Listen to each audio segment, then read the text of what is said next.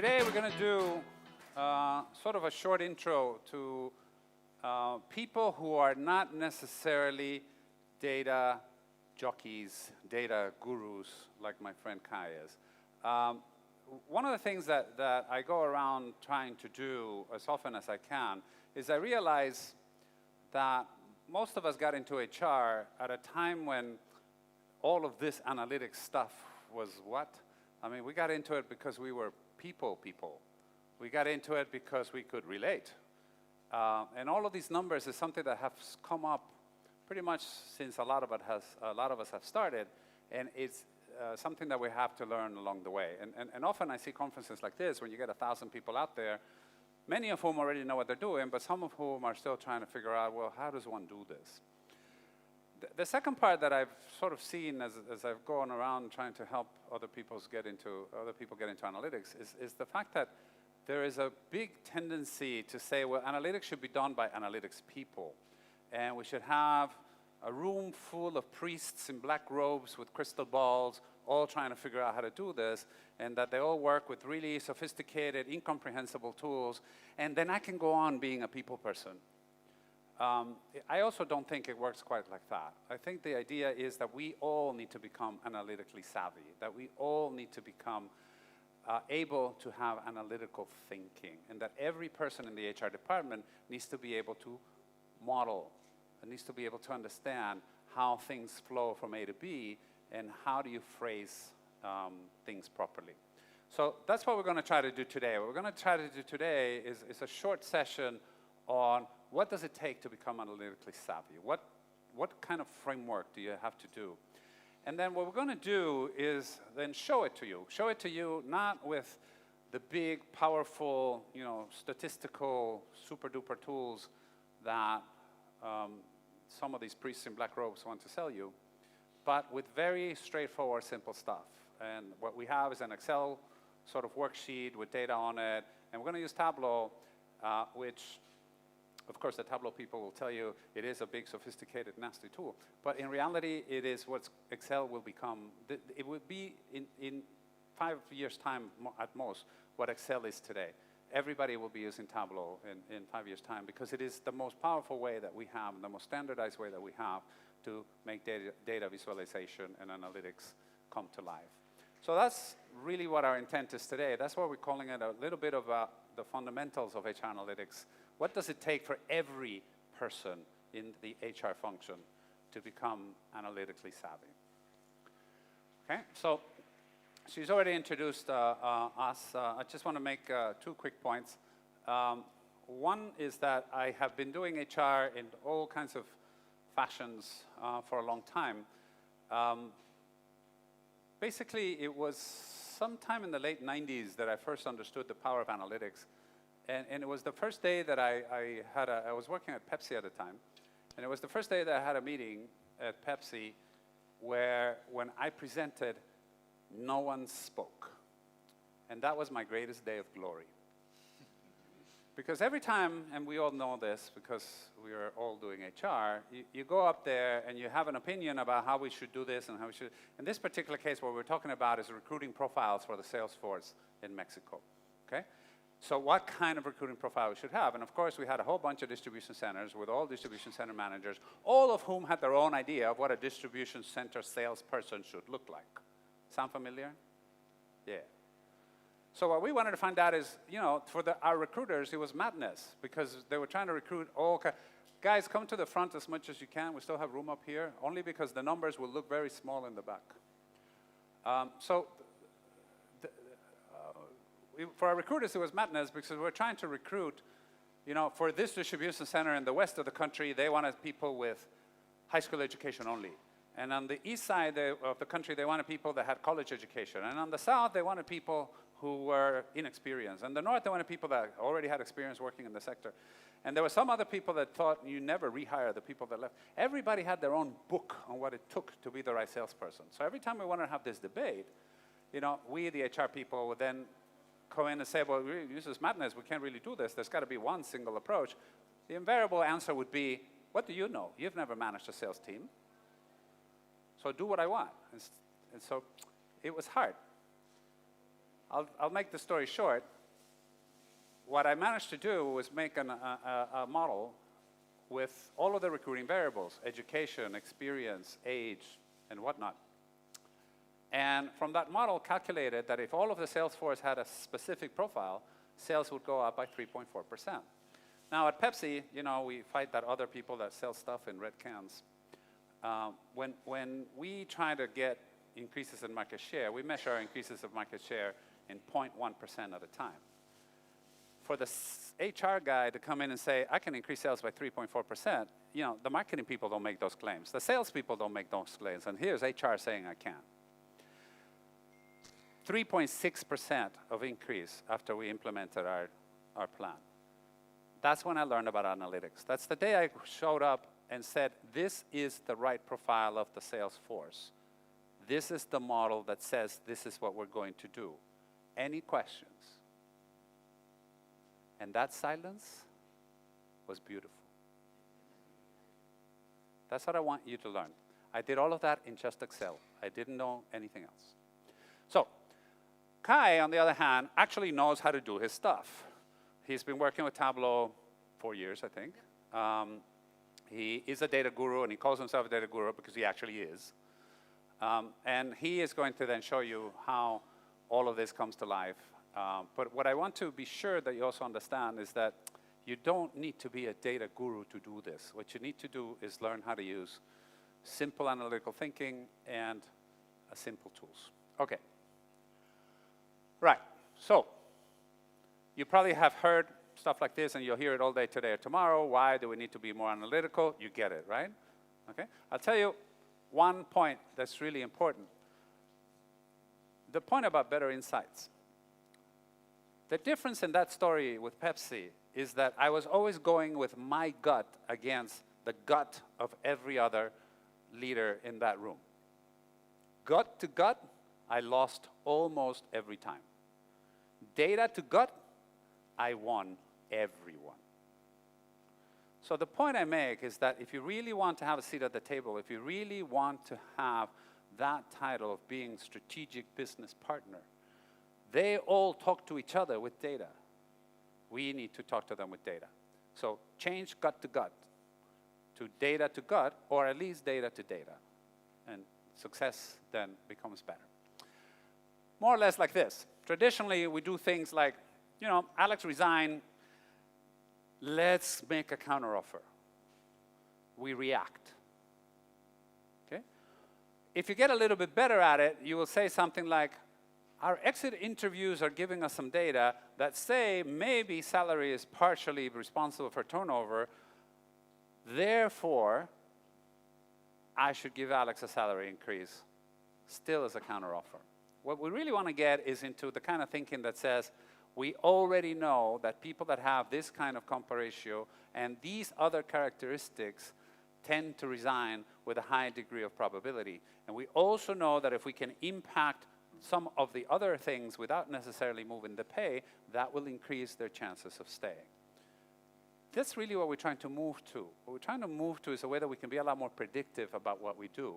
But in HR, we tend to stay still at this level here. For those of you that are all the way in the back, I am sure you can't read. I'm going to tell you what it says. It says anecdote, reactive, ongoing reporting, segment and comparison, then correlation, causation, and simulation. And what we're trying to do is move from descriptive analytics to diagnostic analytics and eventually to predictive analytics. And that all can be done with simple tools. Okay? So, if we stay in the story that my heads of sales were all into, I know that if I hire people with no experience, they don't have any bad habits. If I hire people with experience, they have bad habits, and I have to unlearn it. So I want to hire people with no experience so they have no bad habits, so I can tell them which bad habits they should have. Okay? That is all anecdotal. What we want to move them is way up here, or at least, way up here, or at least way over here, in a way that says that you shouldn't be doing that. What you really ought to be doing is figuring out what actually drives sales from an HR point of view. So move from the what happened type of descriptive question to the why did it happen type of diagnostic question, and eventually to the what's likely to happen, which is more the predictive type of question. So how do one do that? One does this following this model, and that's truly my last slide. This is the key, the core of analytical thinking. The core of analytical thinking is to follow this 8-step process. For those of you that will get the slides at some point later, the rest of the slides just go into detail into each one of these. Parenthesis here to make a quick advertising. If you show up tomorrow we will do this with more time and therefore with more detail. And tomorrow, which will be at SMU, we will actually have you all get onto Tableau so that you can do it yourself. Okay? So if you haven't decided which breakout you're going to go to tomorrow or which walkabout you're going to go to, we are happy to welcome you again and cover this in more detail. So what's the first problem? The first issue is defining the business problem in a business sense. And defining the business problem in a business sense means that you're trying to answer a business question, not an HR question. Let me make this clear. In very simple terms, when we are trying to solve a problem using statistics, we're going to come up with an equation. Okay? I promise you it's not deep mathematics. An equation looks like this. Y equals A plus BX, where X is the variable that you think you can control, and Y is the variable you're trying to predict. If you make Y be turnover and X be salary, that's an HR problem. You're trying to answer an HR question with an HR data. What you really ought to do is you make Y a business variable. What that means is that Y should be profits. That Y should be revenue growth. That Y should be something the business actually cares about. We make the business care about turnover, not because turnover is good or bad, but because that turnover has implications in terms of sales, revenue growth, profitability, time to respond to clients, customer satisfaction scores. Those are the things that the business has on their KPIs. So if you can make that Y variable a business KPI variable, then they're so willing to listen. So the first point I really try to make is it should be a business problem, not an HR problem. Turnover is a means to an end. Engagement scores, means to an end. Second, before you even look at data, and this is where I see most people fail. Most people will go into, let's look at the data and see what it tells me. If you can learn one thing about sitting with us for 45 minutes today, one thing is avoid looking at the data until you know what you're looking for. Truly, if you start looking at data, it's needle in the haystack type of problem. Every single time. And I have seen people fail tremendously. Because you can go in so many ways, in so many paths, and you can get wronged so many times, dead ends, wrong turns, or worse, you truly miss the forest for the trees. So second point, formulate your hypothesis. And your hypothesis ought to be simple and straightforward. It's a question. You don't really want to get into the scientific approach of the not hypothesis and all of that. That's great for us PhDs. But for the rest of humankind, that's not what you need. What you really need is a question. And the question is, what is the impact of turnover on sales revenue? What is the impact of recruiting profiles on sales growth? Very simple, straightforward questions. That's your hypothesis. And your hypothesis could be, I believe that a simple remedy like increased training for people at risk will reduce my manpower turnover by this much. That's a reasonable turnover. I mean, that's a reasonable hypothesis to make. But the point I make here is not so much can you make a question. That's the easy part. The point I really make here is make the question before you start looking at data. Then you start collecting your data. Then you go figure out, okay, what data do we have and what data do we need? You may find that you have pretty much everything you need, and whatever you don't need, then go collect that. As opposed to trying to figure out what data do I have, what questions can I answer, first try to figure out what's the question, then what's the data you're going to need after that. Then you go into, there's a lot more into that. There's a whole data cleaning and data processing and data warehousing, and okay, yes, that's all important. It needs to happen. It absolutely needs to happen. But once you have that all set up as part of your data gathering, then you analyze that data. This is when you actually use some degree of statistics, some degree of finance. So it is important to understand some degree of statistics. But pretty much 80 to 90% of what you're going to answer, you're probably going to do no statistics at all. You're just going to make a chart, and it's going to look like this. Some of it will require some degree of regression. If you're sophisticated, you can do a multiple regression. If you're really sophisticated, you can go into even more sophisticated stuff. But the truth of what I'm trying to tell you is you don't need all of that for 80 to 90% of the stuff that you will do on a daily basis. And that gets you a long way there. What else do you need to know about data analytics? Two other points. One is you do need to understand a little bit of stats, probably to the extent of what's R squared. And if I ask most of you, I won't embarrass you, but if I ask most of you all know what R squared means, you probably have some vague recollection from some day that you took this at some point in your life that the higher the R squared, the better. That's about all you need to know. Okay? The second point that you need to know is finance. And you probably need to understand finance to, again, not a very sophisticated degree, but to some degree. For instance, what is the difference between EBIT and EBITDA? If I ask most of you people, you will probably be able to rattle it off. Oh, EBIT means earnings before interest and taxes, and EBITDA as depreciation amortization. That's great. You're about 60% of the way there. The remaining 40% is, when is it right to use which? Now, why is this important?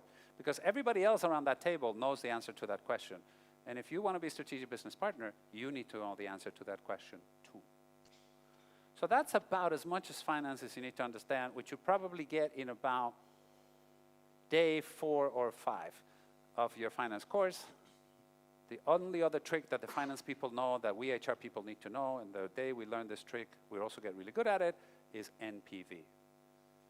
NPV, again, if I ask most of you what's NPV, again, some dusty part of your brain says net present value. And you go, net present value, what is that for? And you will remember it's something to do with discounting future cash flows. Okay, so this is how finance figures out whether something is worth doing or not. What they're trying to figure out is, if I put some money today that is supposed to generate some savings in the future, okay, typical stuff that we say, if you put in a training program today, it's got some benefits in the future, right? That benefit in the future, money tomorrow is worth less than money today, right? Okay, so you have to discount the cash flow to figure out if the effect of that is higher or lower than the money that you're investing today. So if you're investing in a training program today, whatever you think is going to happen, let's say you're going to save money because you're going to improve your quality yield in your manufacturing site, you just need to figure out if that saving is enough to cover the investment that you made in training in the beginning. That is all the finance you need to know.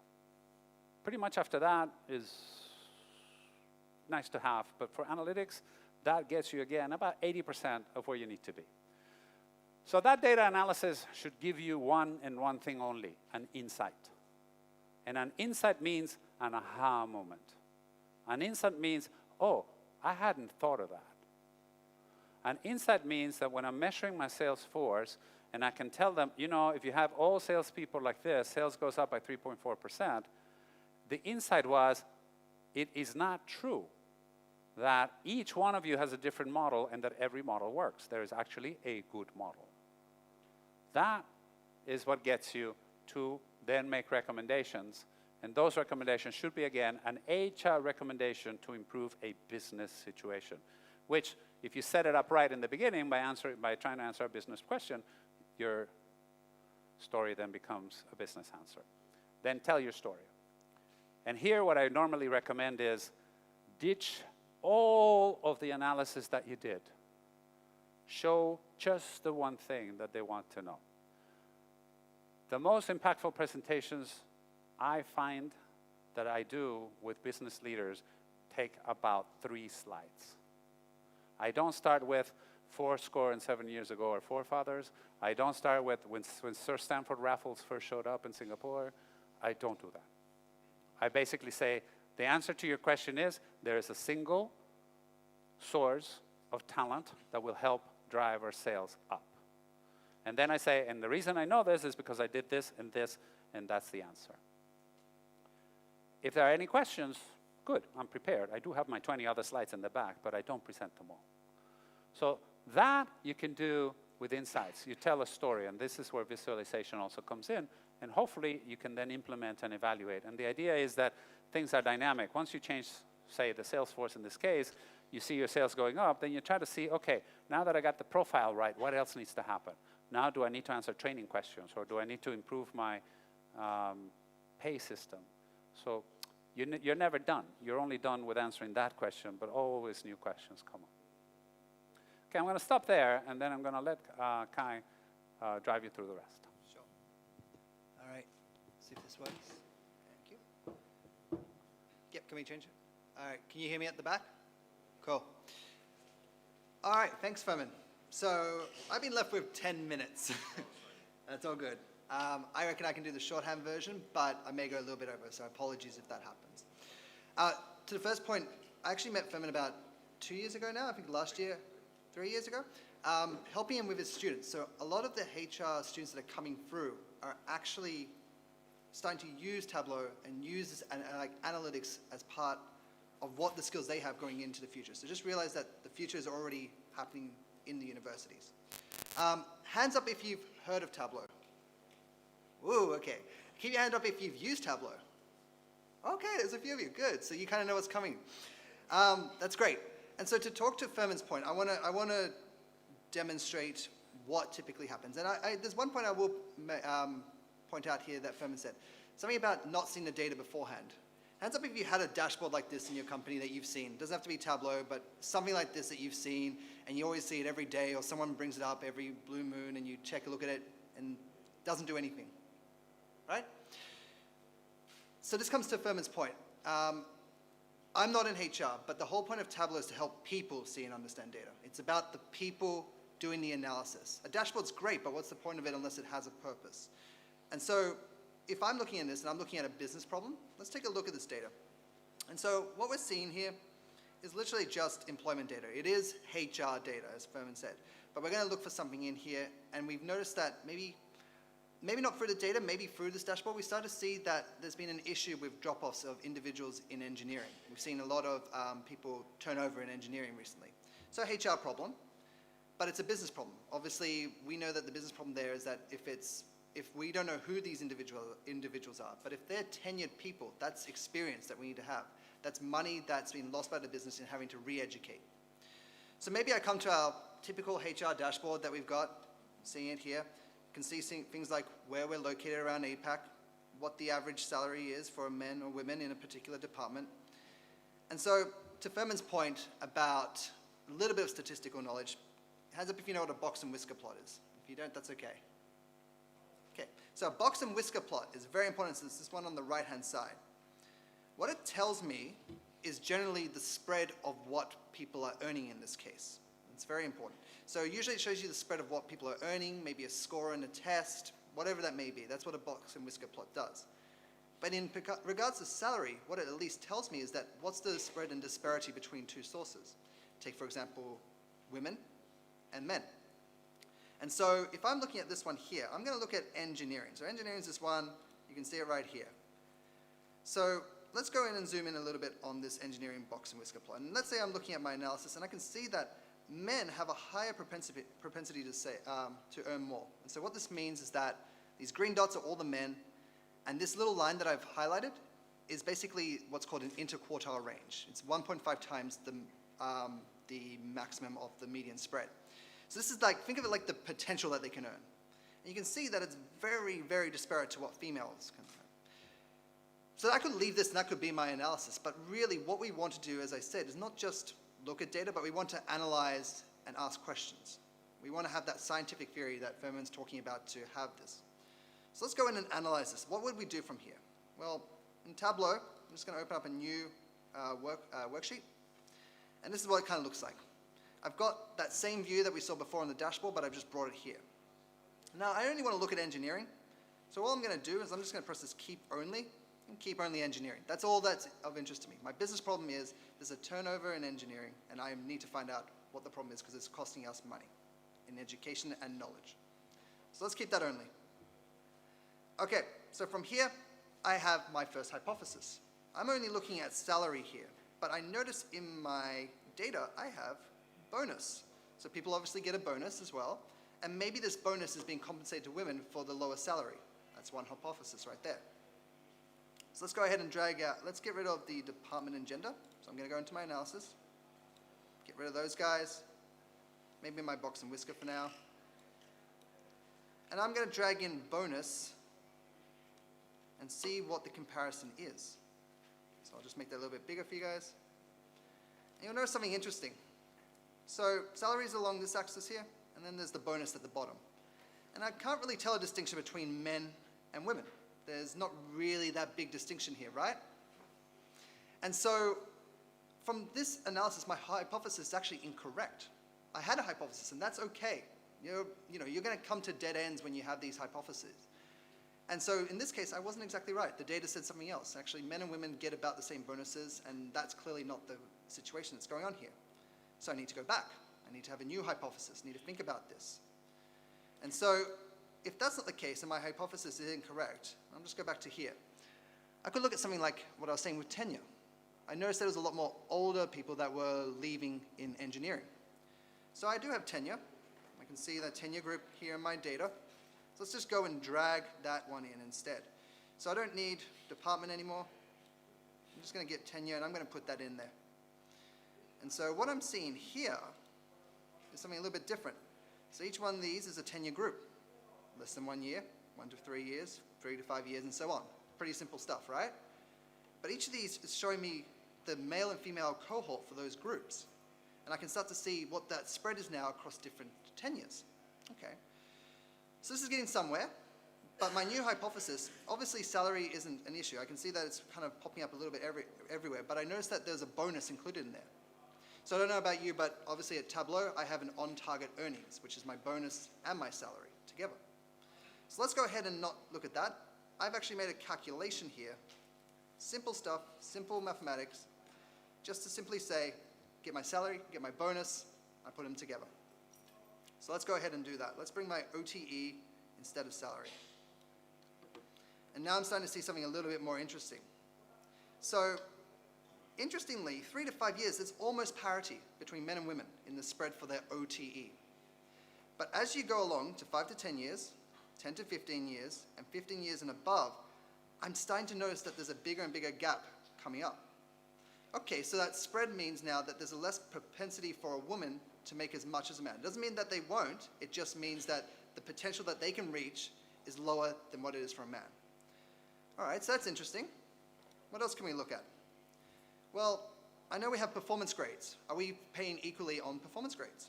So let's take, for example, performance grades, and let's put that instead on color rather than gender.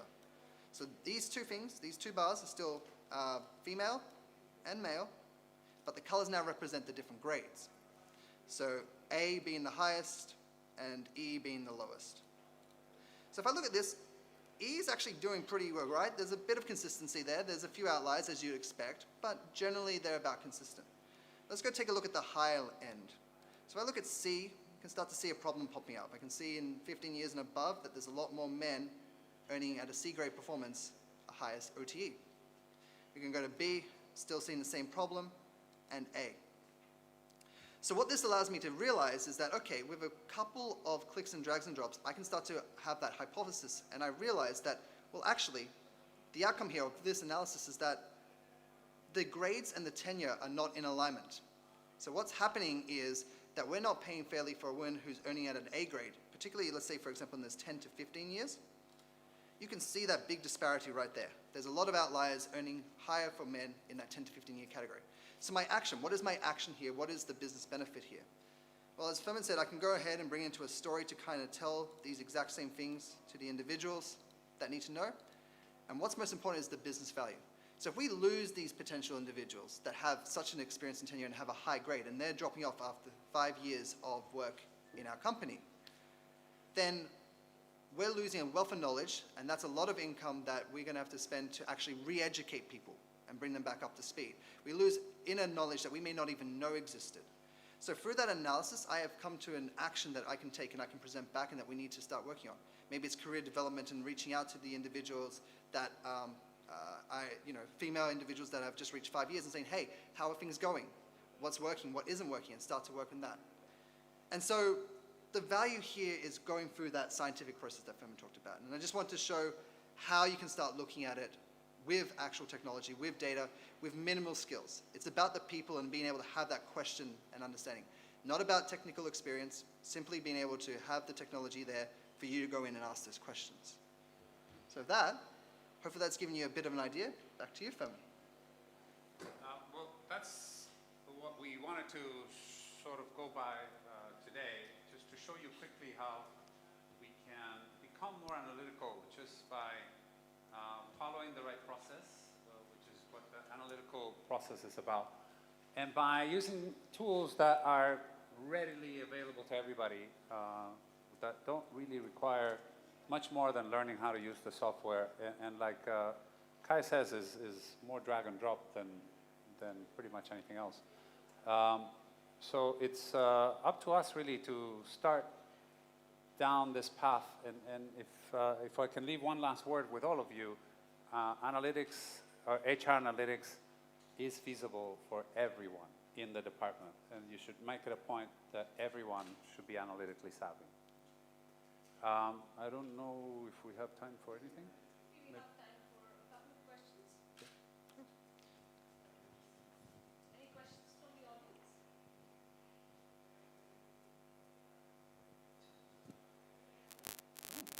Okay. Quiet crowd. I guess we were very clear. Yeah. Perfect. So, oh, Oh, please.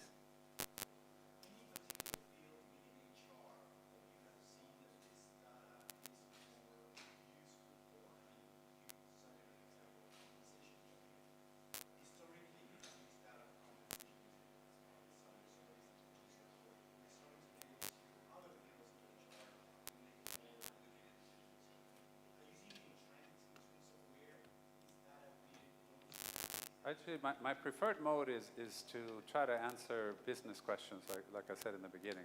So my preferred mode is taking a business question like sales or profits, and then trying to figure out the HR variables that impact it. And the HR variables may be many.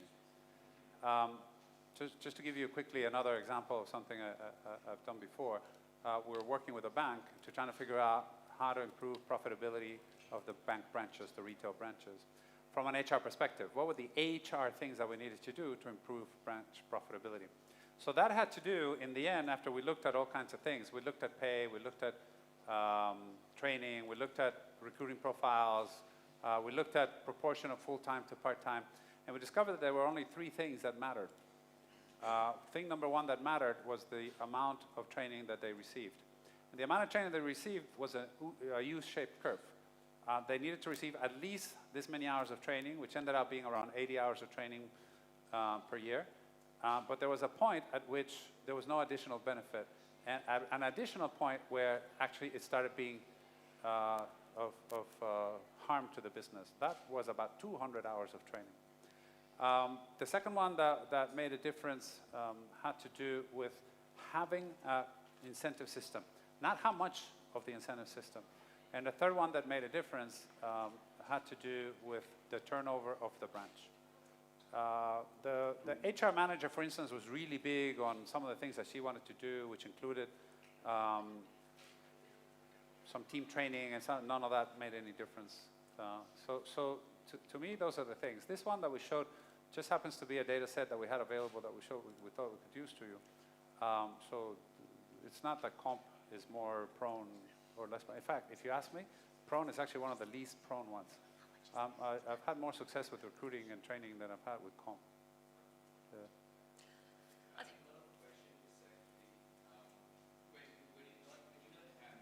Sorry.